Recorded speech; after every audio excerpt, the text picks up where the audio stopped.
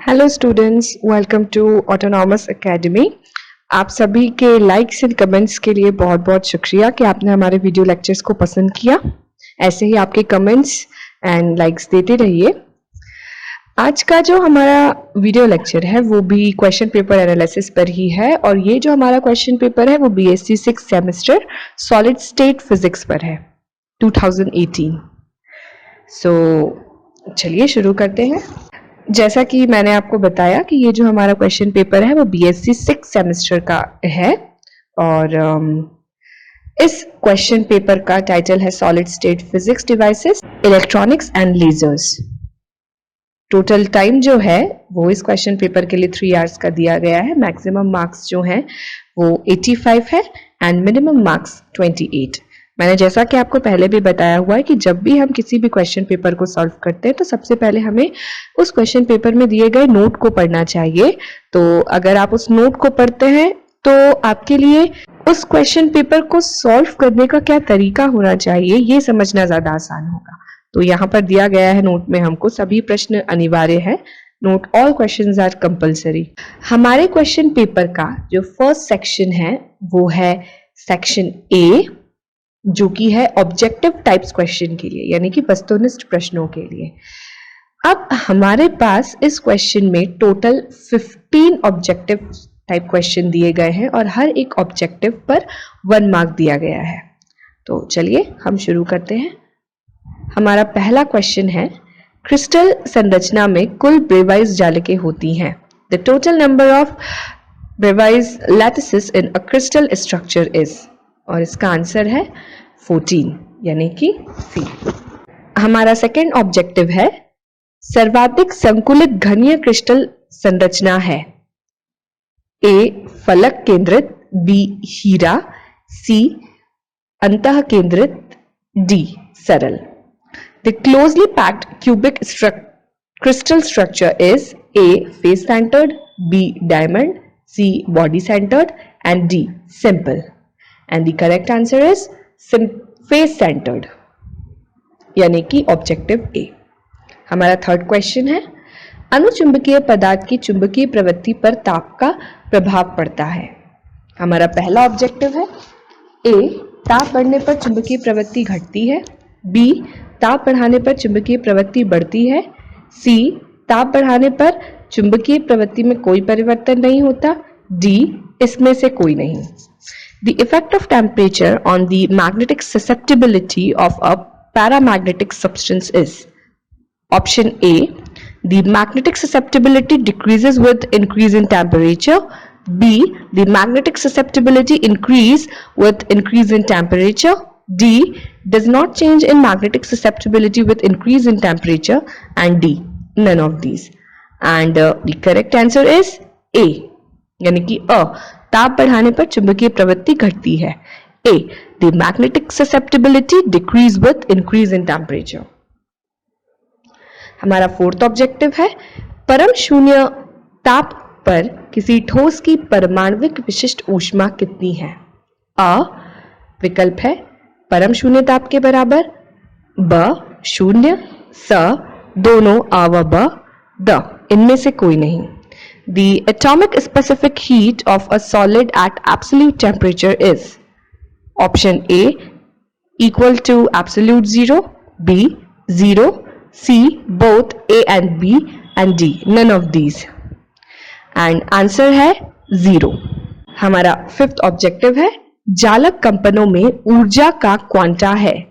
अ hyperon, B nucleon, C phonon, D photon.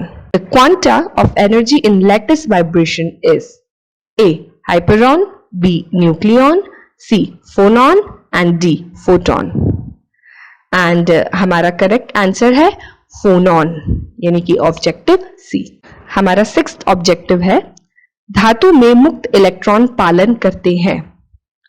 अ Bose Einstein सांख्यिकी का, ब मैक्सवेल बोल्ट्जमैन सांख्यिकी का, स फर्मी डिराक सांख्यिकी का, द इनमें से कोई नहीं। Free electrons inside the metal body inside the metal obey A Bose Einstein statistics, B Maxwell Boltzmann statistics, C. Fermi-Dirac statistics and D. None of these. And correct answer है Fermi-Dirac statistics यानी कि Fermi-Dirac सांख्यिकी जो कि objective है C यानी कि सा। हमारा 7th ऑब्जेक्टिव है शुद्ध अर्धचालक में फर्मी स्तर होता है। विकल्प है A. वर्जित ऊर्जा अंतराल की तली पर, B. क्रिस्टल के ऊपरी तल पर, C. वर्जित ऊर्जा अंतराल के ठीक ऊपर, D. वर्जित ऊर्जा अंतराल के ठीक मध्य में। The Fermi level in an intrinsic semiconductor lies, पहला है objective, at the bottom of forbidden energy gap, on the upper surface of crystal, C. on the top of forbidden energy gap, and D. in the middle of forbidden energy gap. And the correct answer is वर्जित ऊर्जा अंतराल के मध्य में यानी कि objective D in the middle of forbidden energy gap. हमारा 8th objective है शाटकी diode में धारा प्रवाह होता है द्वारा। पहला ऑब्जेक्टिव केवल इलेक्ट्रॉनों द्वारा, दूसरा ऑप्शन है केवल होल, तीसरा ऑप्शन है दोनों अ एवं ब और चौथा ऑप्शन है इनमें से कोई नहीं। The flow of current in Schottky diode by A only electrons, B only holes, C both A and B and D none of these. And answer है केवल इलेक्ट्रॉन यानी कि ओनली इलेक्ट्रॉन्स। हमारा 9वां ऑब्जेक्टिव है सोलर सेल है। पहला option A diode, दूसरा ऑप्शन पीएन संधि, तीसरा ऑप्शन ट्रांजिस्टर, चौथा option voltmeter. Solar cell is a option A diode, B PN junction, C transistor, D voltmeter. And the answer is PN junction यानी कि पीएन संधि। हमारा 10वां विकल्प है वह शोर जिसपे सभी आवृत्ति घटक समान मात्रा में उपस्थित होते हैं कहलाता है। अ पटपट शोर, ब ऊष्मीय शोर, स सफेद शोर, द इनमें से कोई नहीं। The noise in which all frequency components are in equal proportions is called A shot noise, B thermal noise, C white noise, D none of these. और इसका आंसर है सफेद शोर यानी कि ऑब्जेक्टिव सी वाइट नॉइस। हमारा 11th ऑब्जेक्टिव है Wien bridge दोरित्र की आवृत्ति है। The frequency of oscillator of a Wien bridge oscillator is objective A f is equals to 1 upon 2 pi rc, b f is equals to 2 pi rc, c f is equals to rc upon pi, d f is equals to 1 upon 2 pi under root rc। and correct answer is option a f is equals to 1 upon 2 pi rc। हमारा 12th objective है प्रवर्धक में ऋणात्मक पुनर्निवेशन बढ़ाना है। अ शोर, ब band चौड़ाई, स आवृत्ति विकृति, द प्राप्ति। In an amplifier, the negative feedback increases A. the noise, B. the bandwidth, C. the frequency distortion, D. the gain। and the correct answer is बैंड चौड़ाई यानी कि विकल्प ब और objective option B the bandwidth। हमारा next objective है तरंग दैर्ध्य 6600 एंगस्ट्रॉम के प्रकाश की 20 तरंगों के लिए कला संबद्ध लंबाई है। Option A 1.32 metre, option B 1.32 angstrom, C 1.32 into 10 to the power minus 5 meter and D इनमें से कोई नहीं। The coherence length of 20 waves of light of wavelength 6600 angstrom। Option A 1.32 meter, B 1.32 angstrom, C 1.32 into 10 to the power minus 5 meter and D none of these। and the correct answer is option C 1.32 into 10 to the power minus 5 meter। हमारा 14th objective है laser पुंज नहीं होता। अ कला संबद्ध, ब कला असंबद्ध, स एक वर्णी, द एक दिष्ट।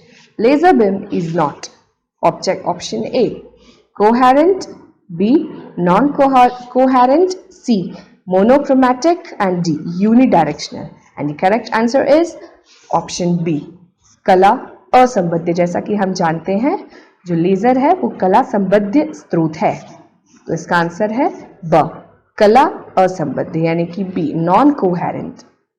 हमारा लास्ट ऑब्जेक्टिव है तरंगदैर्घ्य 6328 एंगस्ट्रॉम की लेजर किरणावली के एक फोटोन का संवेग है। Option A 3.9 electron volt, B 3.1 joule, C 1.043 into 10⁻⁻27 kg meter per second, and D इनमें से कोई नहीं। The momentum of a photon of laser beam of wavelength 6328 angstrom is option A 3.9 electron volt, B 3.1 joule, C 1.043 into 10⁻⁻27 kg meter per second, and D none of these. And the correct answer is option C 1.043 into 10⁻⁻27 kg meter per second. तो यहाँ पर हमारा section A complete होता है। हमारा section B जो है वो है लघु उत्तरीय प्रश्नों के लिए, यानी कि शॉर्ट आंसर टाइप्स क्वेश्चंस के लिए। यहाँ पर मैं आपको बता दूं कि हमें कुल 5 प्रश्न दिए गए हैं और हर एक प्रश्न के लिए यहाँ पर 5 अंक यानी कि 5 मार्क्स दिए गए हैं।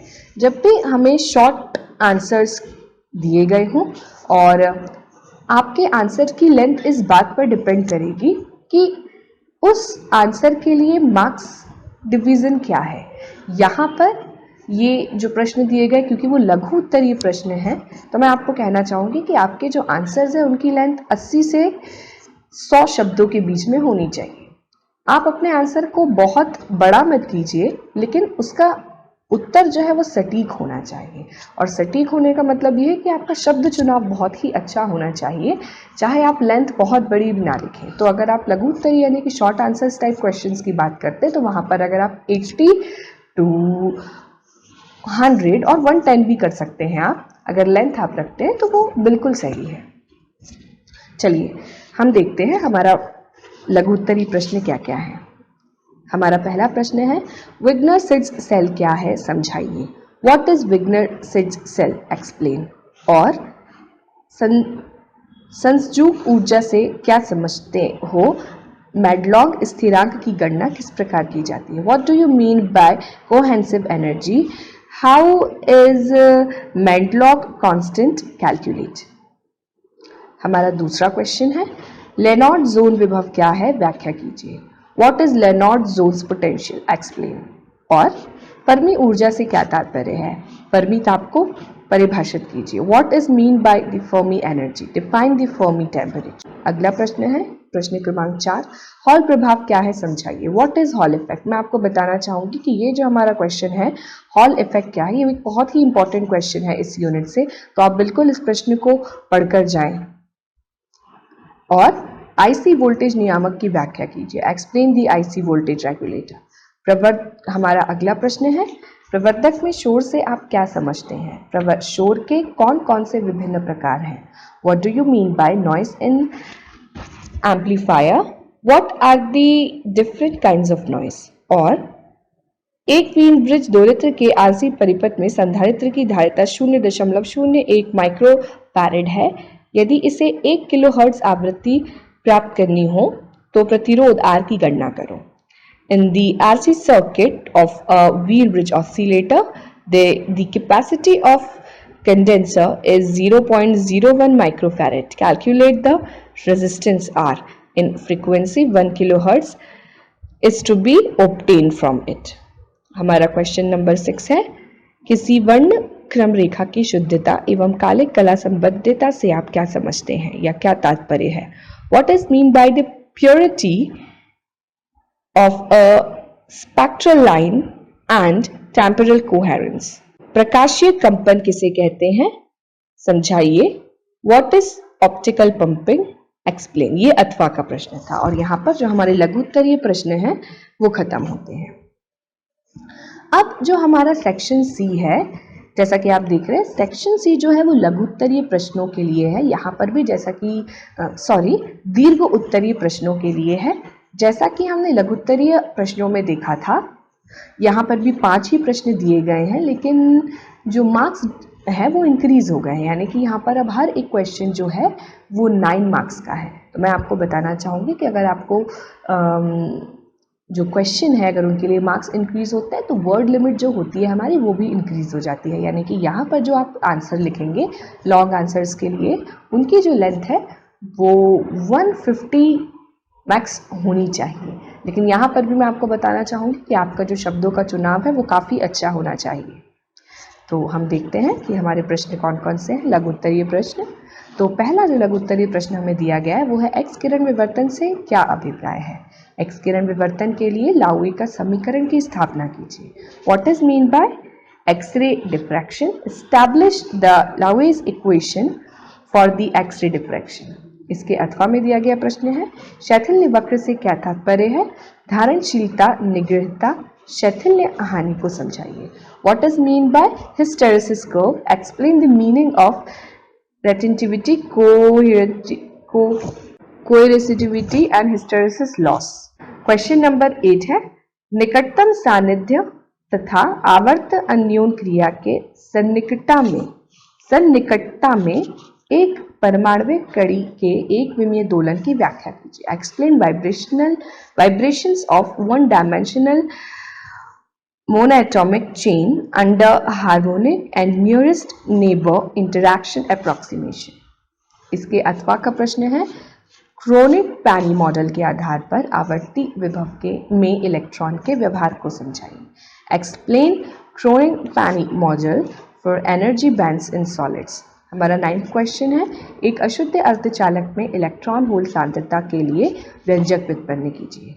Deduce expression for the electron hole concentrations in an extrinsic semiconductor। और टनल डायोड क्या है, इसका विभव धारा अभिलाक्षणिक वक्र कीजिए तथा इसकी व्याख्या ऊर्जा बैंड आरेख द्वारा की सहायता से कीजिए। What is a tunnel diode? Draw its current voltage characteristics curve and explain it with the help of energy band diagram। हमारा अगला प्रश्न है उभयनिष्ठ उत्सर्जक विधा यानी कि सीई मोड में प्रवर्धक की कार्य विधि आवश्यक विद्युत आरेख द्वारा समझाइए तथा हाइब्रिड पैरामीटरों की सहायता से धारा लाभ, निवेशी प्रतिरोध, वोल्टेज लाभ, पावर लाभ एवं निर्गत प्रतिरोध के व्यंजक प्राप्त कीजिए। Explain the working of common emitter CE mode amplifier with the help of circuit diagram and using the hybrid parameters obtain expression for its current gain, input resistance, voltage gain, power gain and output resistance. और Hartley oscillator Hartley दोलित्र का विद्युत आरेख खींचिए तथा इसकी कार्य विधि समझाइए, इसकी आवृत्ति का व्यंजक निम्न कीजिए। Draw the circuit diagram of the Hartley oscillator and explain it's working, obtain expression for its frequency. हमारा 11वां प्रश्न है आइंस्टीन के गुणांकों ए व बी का अर्थ समझाते हुए सांख्यिकी द्वारा इनमें संबंध स्थापित कीजिए। Explain the Einstein coefficients A and B and hence establish the relation between them by the statistical mechanics। और निम्नलिखित पदों को समझाइए। पहला जनसंख्या व्युत्क्रमण, दूसरा लेजर का सिद्धांत, तीसरा tunable laser. Explain the following terms population inversion, principle of laser, tunable laser. मैं यहाँ पर आपको ये बताना चाहूँगी कि हमारे चाहे लघु उत्तरीय प्रश्न हो या दीर्घ उत्तरीय प्रश्न हो, हम इस बात पर ना जाएं कि हम उत्तर को बड़ा से बड़ा लिखें, बल्कि हमें इस बात पर ध्यान देना चाहिए कि हमसे प्रश्नों में जिस बात को पूछा गया है हम सिर्फ उसी जवाब को लिखें। अगर आप को क्वेश्चन में जो पूछा गया है आप सटीक रूप से उसका जवाब लिखना है, और अगर आपके आंसर की लेंथ थोड़ी कम भी है तो भी आपको उसमें मार्क्स अच्छे मिलेंगे। तो ये ज़रूरी नहीं है कि हमारे आंसर की लेंथ को हम बहुत बढ़ाएं, लेकिन ज़रूरी ये है कि हमसे जो क्वेश्चन पूछा गया है अगर आपके शब्द सीमा कम भी है तब भी आप उसका सटीक उत्तर रखें। तो आप इस बात का ध्यान दीजिए। निश्चित रूप से ये जो लेक्चर है, ये जो मैंने बातें आपको बताई, वो आपको हेल्प करेंगे एग्जाम में अच्छे मार्क्स लेने। आप इस वीडियो लेक्चर में दिखाए गए प्रश्न पत्र या उससे दिए गए जो भी नोट्स हैं या जो भी आपको आवश्यक सामग्री लगती है, वो आप ऑटोनॉमस एकेडमी का जो चैनल है टेलीग्राम, वहाँ से डाउनलोड कर सकते हैं, जिसकी लिंक हमारे लेक्चर में आपको दी जा रही है। आप सभी का बहुत बहुत धन्यवाद।